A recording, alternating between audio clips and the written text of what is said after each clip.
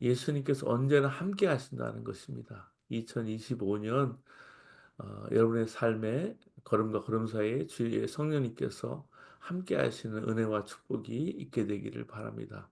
예수님께서 함께 하시니까 두려운 것도 근심하고 염려할 것도 하나도 없다는 사실입니다.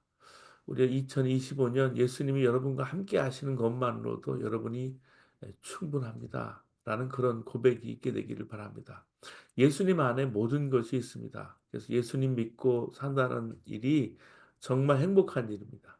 우리가 그 은혜를 받고 있습니다. 근데 그저 예수님이 내 안에 오셨고 나와 동행하시는 것만으로 만족하지 않게 되기를 원합니다. 여러분이 무슨 일이든지 어떤 순간이든지 여러분 안에 계신 예수를 먼저 드러내는 삶을 살게 되기를 원합니다. 그것이 진정 복된 삶입니다. 예수님이 나와 함께 하시는 것이 분명하다면 언제나 예수님이 우리 주변에 있는 모든 이들에게도 드러나게 되기를 축복합니다. 그 일을 위해서 기도하시기를 여러분 바랍니다. 언젠가 빛과 소음이라는 잡지가 있어요. 한국의 기독교 잡지인데 거기 표지 인물로 제가 좋아하는 이영표 축구 선수가 실린 적이 있습니다. 여러분 잘 알듯이 2002년에 우리 한일 월드컵의 그 포르투갈전 때 극적인 결승골을 넣은 선수를 기억할 거예요. 박지성 선수입니다. 근데 누가 어시스트 했느냐는 기억하지 못할 겁니다. 이영표 선수입니다. 월드컵 경기마다 이 기도하는 장면이 참 인상적이었는데 미국에서 한국의 축구 경기를 보면서 그 파란 운동장에 엎드려 기도하던 선수들을 기억합니다. 이영표 선수, 또 목사라는 별명을 가진 최태욱 선수, 그리고 송정국 선수였습니다. 근데 이영표 선수에게는 큰 간증이 있었습니다. 월드컵이 있기 얼마 전에 한 신문 기자와 인터뷰를 했는데 인터뷰가 끝나고 난 다음에 자기도 하나님을 믿고 싶은 마음이 든다고 하더라. 그때 만약에 자기에게 많은 영향력이 있다면 더 많은 사람들이 자기를 찾아오겠구나 하는 생각이 들더래요. 한 사람 한 사람을 찾아다니면서 하나님을 믿으라고 한다면 100명에게는 100마디가 필요하고 1000명에게는 1000마디가 필요하지만 많은 사람들이 한꺼번에 자기에게 찾아온다면 동시에 복음을 전할 수 있지 않을까. 그 후에 하나님께 자기에게 영향력을 달라고 기도했다는 것입니다. 그리고 월드컵을 통해서 하나님께서 자기 기도에 응답해 주셨다라는 거예요. 지난번에 한국에 갔는데 어떻게 하면 이영표 선수를 연결해서 간증 집회를 할까? 제가 아는 목사님이 이영표 선수를 연결해 달라고 얘기를 했습니다. 그래서 우리 지선아 사랑해라는 그 자매가 포항의 한동대에서 어, 교수를 하고 있을 때 그 자매를 통해서 연결하면 좋겠다고 얘기한 적이 있습니다. 근데 그만큼 영향력이 있는 거예요. 저는 이 영표 선수가 한 기도를 우리도 해야 한다고 생각을 해요. 예수님이 이미 우리 안에 오신 것은 정말 놀라운 일이고 또 행복한 일이죠. 이제는 두려움도 염려도 없습니다. 근데 예수님이 우리 안에 오셨다는 것보다 더 중요한 일이 내가 그 예수님을 모든 사람 앞에서 드러내며 사는 것입니다. 그건 정말 흥분되는 일입니다. 그 대표적인 사람이 오늘 본문에 소개된 세례 요한입니다. 이 세례 요한은 그 당대 사람들로부터 대단한 주목을 받았어요. 화려한 옷을 입은 사람도 아니고요. 세상에 권력을 가진 사람도 아니고요. 그는 사람들과 광야에서 혼자 살았습니다. 그리고 메뚜기를 잡아먹고 광야에서 석청을 먹고 약대 털옷을 입고 살았어요. 근데 사람들의 마음을 그가 사로잡았습니다. 또한 그의 설교가 얼마나 힘이 강한지 사람들이 그 설교를 들으려고 세례 요한에게로 간 거예요. 세례 요한에로 가면 변화가 되었습니다. 줄을 지어서 회개의 그 세례를 받았어요. 사람들이 몰려들기 시작했어요. 세례 요한은 말라기 선지자 이후에 400년 동안 단 한 명의 선지자도 나타나지 않았던 그 암흑기, 공백기에 엄청난 파장을 일으키면서 등장을 한 것입니다. 그러다 보니까 사람들이 이 사람이 오시기로 한 메시아가 아닐까 하는 기대도 했어. 당시 유대인들은 로마로부터 자신들을 해방시켜줄 정치적인 메시아를 기다리고 있었습니다. 그러니까 기대가 큰 거죠.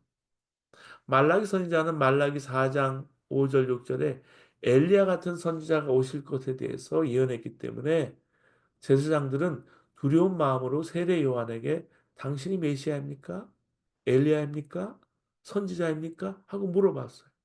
그때 세례 요한은 지체하지 않고 말합니다. 나는 그리스도가 아니요. 나는 엘리야도 아니요. 나는 선지자도 아니요라고 대답을 합니다. 가로되 나는 선지자 이사야의 말과 같이 주의 길을 곱게 하라고 광야에서 외치는 자의 소리라. 참 겸손한 대답입니다. 세례 요한이 자기는 소리라라고 말했어요. 무슨 뜻일까요? 마치 왕의 행차 앞에서 임금님의 행차요 라고 외치는 자의 소리와 같다는 거죠. 여러분 왕이 행차할 때 그냥 행차해요? 항상 그 앞에 임금님이 납시오. 임금님이 행차하신다. 그렇게 외치는 사람이 있기 마련이죠.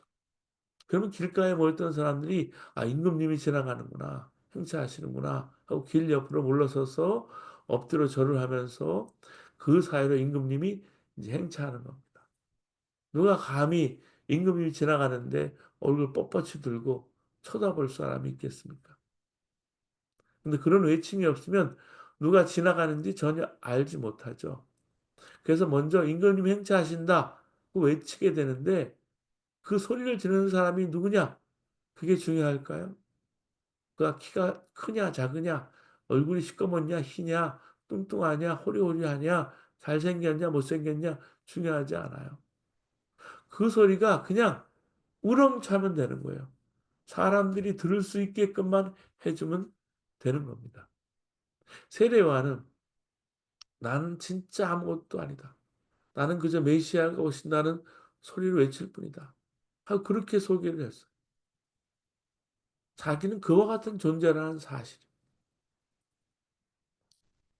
여러분 오늘 본문에 읽지는 않았지만 요한복음 1장 우리 29절에 보면 예수님께서 세례 요한에게 오실 때 성령이 머리 위에 임하신 보고 그가 그리스도임을 알고 보라 세상 죄를 지고 간 하나님의 어린 양이로다라고 했어요. 이게 세례 요한이 말하는 소리였습니다. 그 세례 요한은 예수님이 누구시고 그의 사역이 무엇인가 공적으로 선포하는 역할을 맡았고 그때부터 공생애가 시작이 된 거예요. 오늘 본문 27절에 유명한 말을 합니다. 곧 내 뒤에 오시는 그이라 나는 그의 신발끈을 풀기도 감당하지 못하겠노라 하더라. 이것은 사람들이 자꾸 자기를 주목하니까 세례 요한은 사람들에게 나를 주목할 것이 아니라 예수님께 주목하라고 했다는 뜻입니다. 사실 세례 요한은 대단한 사람이었습니다. 그는 레위 지파의 후손으로 제사장 가문의 사람이었습니다. 구약의 마지막 선지자였어요. 게다가 말씀에 대단한 능력이 있어서 은혜가 넘쳤습니다. 사람들에게 영향력이 있었어요. 그래서 많은 사람들이 그를 따랐습니다. 예수님께서 공생애를 시작하실 당시만 해도 예수님과 세례 요한을 비교하면 세례 요한의 영향력이 훨씬 컸어요. 세례 요한은 예루살렘에서 제사장 직분을 수행하여 생애를 잘 보낼 수도 있었고요. 권세를 누릴 수도 있었던 그런 인물이에요. 그러나 세례 요한은 예수님만을 높였어요. 그는 자기가 주연이기를 거부했어요. 몰려오는 사람들에게 예수 그리스도만을 증거했습니다. 나중에는 자기 제자들 예수님에게로 보냈습니다. 여러분 오늘 우리가 이 땅을 살아가면서 얼마나 많은 크리스찬들이 자기가 주연이 되려고 해요. 자기가 높아지려고 하고 우리가 바로 세례 요한 같은 삶을 살아야 한다고 오늘 본문 말씀을 우리에게 전해주고 있습니다. 우리도 이렇게 예수님만을 앞세우는 삶을 살아야 한다는 사실. 정말 예수님을 모시고 사는 사람은 누구나 다 그렇게 해야 합니다. 이 소원을 가지는 것만으로도 황홀한 일이에요. 예수님을 우리가 구주를 영접하고 예수님 실제 알기 전에는 우리는 철저하게 자기 중심으로 살아요. 내가 드러나야 되고요. 내가 하고 싶은 거 해야 되고요. 내가 갖고 싶은 대로 갖고 살아야 합니다. 근데 예수님 알고 난 다음부터는 언제나 예수님만 드러내는 삶을 살아요. 놀라운 일입니다. 여러분 다 그렇게 되고 있으신지요? 여러분이 예수님을 잘 모른다면 여러분을 예수님을 먼저 드러내는 일이 영 어색합니다. 근데 여러분이 예수님을 알면 알수록 이젠 예수님을 드러내는 것 외에는 아무것에도 관심이 없는 사람이 되는 거예요. 이것이 예수님 믿는 사람, 예수 잘 믿는 사람. 사도행전 14장에 보면 사도 바울이 루스드라라는 곳에 가서 말씀을 전해요. 나면서부터 안전병이 된 사람을 일으키는 일이 거기 있었습니다.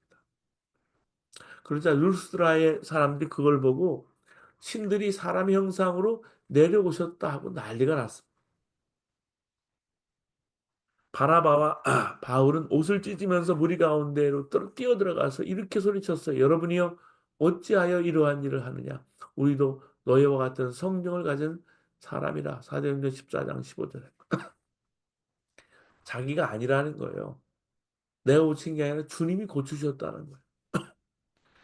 바울을 바울 되게 한 원동력이 바로 여기 있었어요.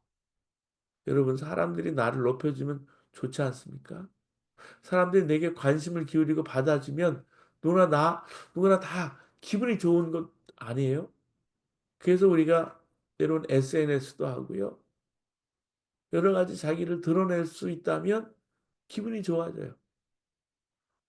그런데 그것 때문에 옷을 찢으면서 나가서 사람들에게 소리를 지르면서 그렇게 하지 말라고 꼭 그렇게까지 할 필요가 있을까? 그렇게까지 알러지 반응을 일으킬 필요가 있을까? 근데 사도 바울은 예수님을 너무나 분명하게 알았기 때문에 예수님에게 돌아가야 할 영광, 예수님에게 돌아가야 될 관심, 조금이라도 자기에게 오는 것을 감당할 수가 없었던 겁니다. 예수님을 모르는 사람은 너무너무 기분이 좋은 것이죠. 사람들이 자기를 우러러보고 자기에게 주목하고 자기를 높이면 기분이 좋은 거예요. 근데 예수님이 하셨습니다. 내가 아니고요. 이렇게 말을 하면서도 옷을 찢으면서 막을 이유는 없는 것이죠. 예수님을 아직 잘 모르기 때문에 그런 겁니다. 그런데 예수님을 알고 나면 예수님에게 돌아가야 될 관심과 영광이 내게 오는 것을 거부하는 거예요. 그 자체가 너무 싫은 거예요. 여러분 세례 요한은 예수님보다 6개월 먼저 태어났습니다. 그리고 사역도 예수님보다 먼저 시작했어요. 그리고 수많은 사람들로부터 칭송을 받으면서 인기가 아주 클라이막스에 있었던 사람이에요. 오늘 본문에 보면 당시에 어느 면에서나 보나 세례 요한은 예수님보다 앞선 자였습니다. 그렇다고 세례 요한이 예수님에 대해서 사람들에게 말하면서 오른쪽 다리를 떨면서 약간은 건방진 어투로 사실 따지고 보면 예수는 내 동생 뻘이지요. 사역자로서 제가 선배라고 할 수 있죠. 라고 말하는 것 여러분 상상이 돼요? 말도 안 되고 상상도 안 되는 일이죠. 근데 이런 일이 우리 가운데 이루어지고 있습니다. 다 예수님이 하신 것입니다. 주님이 힘 주시고 건강 주셔서 하신 것인데 우리는 이런 이야기를 너무 쉽게 합니다. 제가 교회를 개척한 것이죠. 제가 좀 힘을 썼지요. 제 가족들이 큰 몫을 했죠. 이것이 예수님 앞에서 다리 떠는 것 같은 말도 안 되는 행동을 내가 하고 있는 거예요. 예수님을 모르니까 그런 우리 안에 계시는 예수를 모르니까 우리도 모르는 사이에 나를 그렇게 드러내고 있다라는 거예요. 여러분 우리가 마요네즈, 토마토 케찹 이걸 잘 만들어서 전 세계에 그 이름이 널리 알려진 상호가 있는데요. 하인츠라는 식품 회사예요. 하인츠 상표의 창시자는 헤니 존 하이츠인데요. 1919년에 세상을 떠나기 직전에 자신의 어머니인 아나마 카레타 하이츠를 위해서 예배당을 지르는 유언을 했습니다. 그래서 그 후손들이 미국의 명문 대학인 피츠버그 대학 교내 기념 예배당을 지었습니다. 5년에 걸쳐서 엄청난 돈을 들여서 자신들의 부친과 할머니를 위한 큰 예배당을 잘 지어서 하인츠 기념 예배당이라는 이름을 붙였습니다. 그 위에 그림처럼 아름다운 그 예배당은 피츠버그 대학의 상징물 중에 아주 아름다운 것으로 위대한 것으로 손꼽히게 되었습니다. 근데 그 예배당을 직접 찾아본 사람은 그 어느 곳을 둘러봐도 심지어는 교회 안에서까지도 예수 그리스도를 찾아볼 수가 없었답니다. 오직 보이는 것이라고는 하인츠와 그 가족들의 이름과 흔적밖에 없었던 거예요. 물론 거기에 목사도 있고 주일마다 예배도 드리는데 예수 그리스도에 대한 흔적이나 기념이 될 만한 어쩌면 그렇게 그런 게 하나도 없는지 어느 모를 봐도 그 예배당은 이름 그대로 주님과는 전혀 무관한 단지 인간 하인츠를 기념하는 하인츠의 예배당일 뿐이라는 겁니다. 하인츠 씨가 천국에 갔는지 어땠는지는 우리는 모르지만 만약에 천국에 갔다면 하나님과 함께 그 예배당을 보면서 하나님 앞에서 오른쪽 다리를 떨고 하나님 저것 제 후손들이 지은 것입니다 하는 꼴이죠. 얼마나 두려운 일입니까? 큰 교회를 짓는 것도 마찬가지예요. 내가 지었다, 내가 교회를 성장시켰다 하는 것은 하나님 앞에 다리 떠는 행동과 똑같은 행동. 오늘날 예수 그리스도 대신에 특정한 사람이 교회의 주인이 되어 있는 교회가 너무 많아요. 이거는 영적 실상을 모르기 때문입니다. 사랑하는 여러분, 집안일을 하든지 청소를 하든지 하다못해 직장에서 복사를 한다 하더라도 어떻게 해서든지 예수님을 드러내려고 산다면 여러분은 주의 일을 하는 사람입니다. 여러분, 언제나 예수를 높여드리는 일이 결코 쉽지만 않아요. 왜냐하면 우리 자신이 워낙 육체적이고요. 자기 존재를 드러내려고 자기 중심적인 존재이기 때문입니다. 우리는 내 생각, 내 고집, 내 원하는 게 너무 많아요. 너무 커요. 너무 강해요. 하나님의 소리까지 빙자해 가면서 자신이 원하는 것을 이루어가는 것이 우리 자신이에요. 우리 마음속에는 나를 드러내려고 하는 마음이 얼마나 많은지 몰라요. 우리 말은 자꾸 우리 자신을 드러냅니다. 우리는 끊임없이 내 의견, 내 생각, 내 감정, 내 마음의 분노, 내 마음의 혈기 그런 걸 자꾸 드러내게 되어 있어요. 하나님께서 우리에게 말씀하십니다. 우리가 예수님만 앞서기를 원한다면 잠잠하게 있는 법을 배워야 한다는 겁니다. 이르기를 너희는 가만히 있어 내가 하나님 됨을 알지어다. 내가 열방과 세계 중에서 높임을 받으리라 하시도다. 시편 40편 10절의 말씀이에요. 하나님이 하나님 되시려면요. 우리는 가만히 있어야 한다는 사실이에요. 우리가 너무 쉽게 말하고 행동하는 것이 하나님을 하나님 되게 섬기지 못한 행동입니다.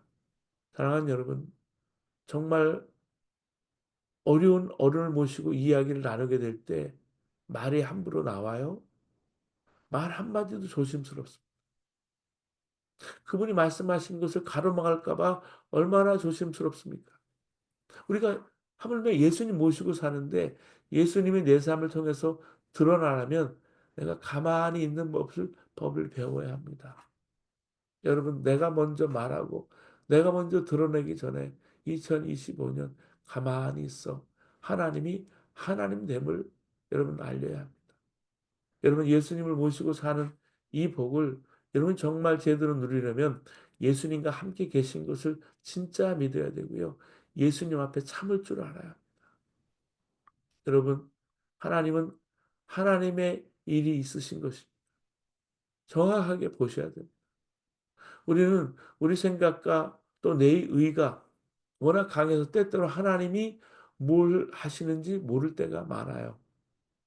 언제나 예수님이 드러나야 한다는 것을 잊어버리고 있으면 우리는 하나님 앞에 아주 건방진 노릇을 할 때가 있습니다.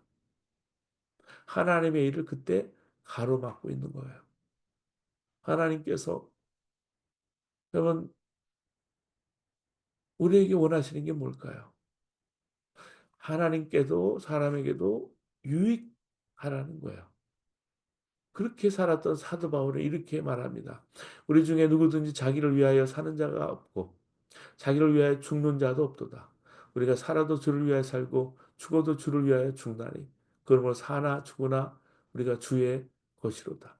이를 위하여 그리스도께서 죽었다가 다시 살으셨으니 곧 죽은 자와 산 자의 주가 되려 하심이라. 로마서 14장 9절에서 7절에서 9절 말씀. 여러분, 제가 송구영신 예배도 잠깐 말씀드렸지만 우리가 새해를 맞았어요. 우리가 맞는 새해가 우리 인생에 몇 번이나 될까요? 우리는 우리 인생의 하프타임 이후 후반전을 살아가는 사람도 있고요. 어떻게 보면 하나님께서 한 해 한 해를 하나님 뜻 가운데 하나님과 사람 앞에 은총과 유익함을 끼치고 살아가는 삶이 얼마나 귀중한지 몰라요. 그래서 이 새해가. 여러분, 우리의 고민은 사는 것은 주를 위해서 할 수 있겠는데 죽는 것은 주를 위해서 죽을 수 없다는 생각하는 것입니다. 영광을 받으실 때 나도 따라 영광을 받는 일은 즐겁고 좋은 일인데요.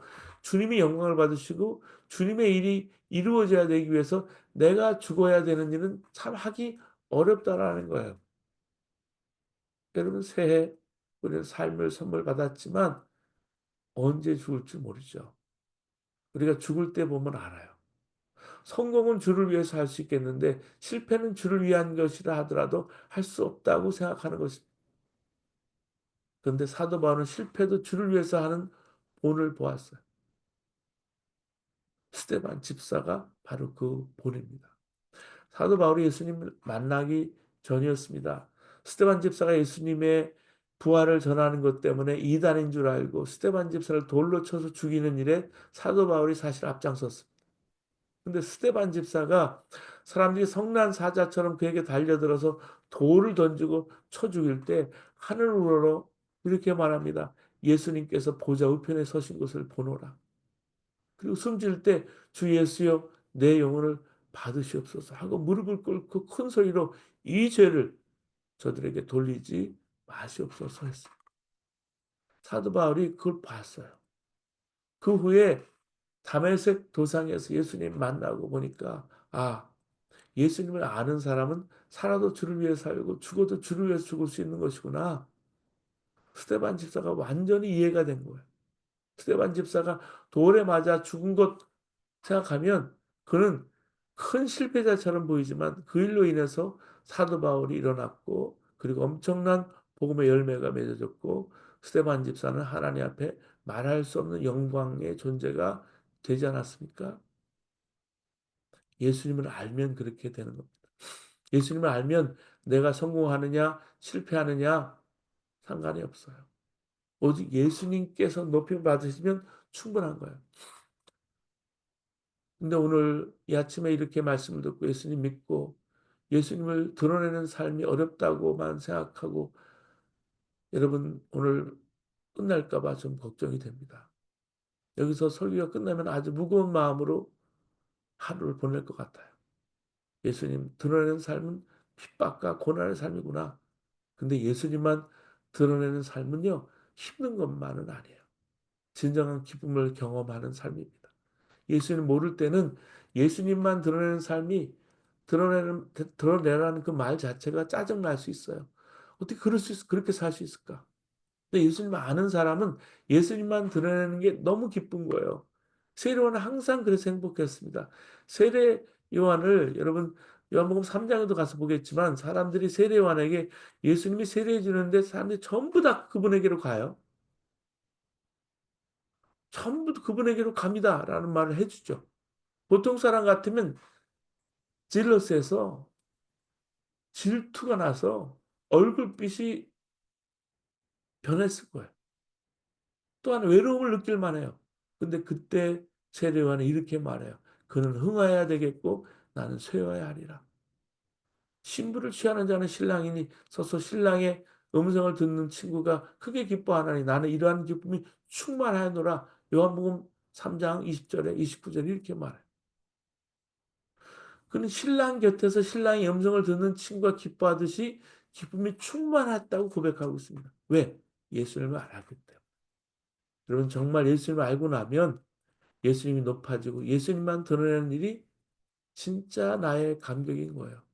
집에서도 그렇고 교회에서도 그렇고 직장에서도 여러분 그렇습니다. 예수님 먼저 앞세우는 자의 행복, 그 비밀은 예수 그리스도를 아는 데 있습니다. 예수님을 알면 예수 그 자체가 그의 행복일 수가 있는 것입니다. 예수님을 알면 그 향기를 바라게 되어 있어요. 여러분 우리는 하나님께 유익한 존재입니까? 하나님께서 어떤 기준으로 판단하실까 생각해 보시기 바랍니다. 능력으로 판단하실까요? 그렇지 않습니다. 하나님께서 깨우쳐 주세요. 능력의 차이는 하나님이 보시는 눈에는 아무것도 아닙니다. 오직 한 가지 언제나 예수님을 앞세우는 자세. 그러면 하나님께서도 유익하다는 것을 알았습니다. 능력이 많고 적으면 하나님께 무슨 차이가 있겠어요? 여러분도 하나님께 물어보시기 바랍니다.